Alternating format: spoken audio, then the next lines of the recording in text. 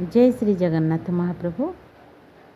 वर्षा ऋतु आसिले साधव बहु पोक को देखा मिले। समस्तंकर साधव बहु पोक को नहीं किछि न किछि पिला बेलर स्मृति रही। क्योंटि जदि साधव बहु पोक आमको देखा जाए तेणु सेठी आम पाद अटकी जाए आउ साधव बहु पोक को धरने को इच्छा हुए। ताकू नहीं समस्तंकर पिला बेलर किछि न किछि स्मृति निहाती रही।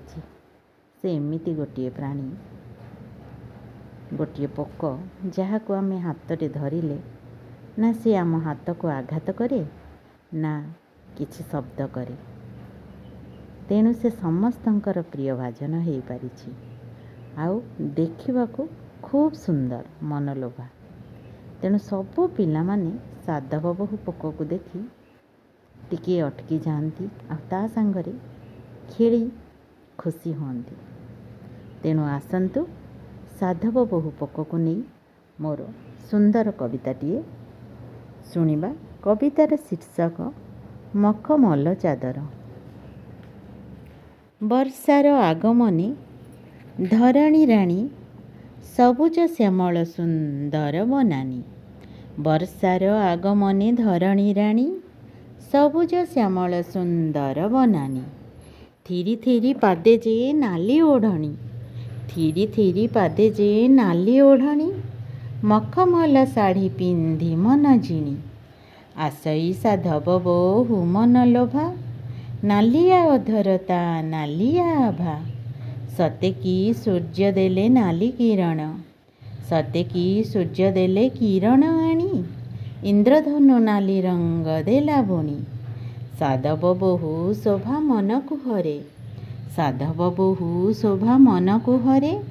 देखी कवि भावुक वर्णना करे, किए से जादूगर गढ़ी तोते, कोटिला बन्य देहे खंजिछि सते।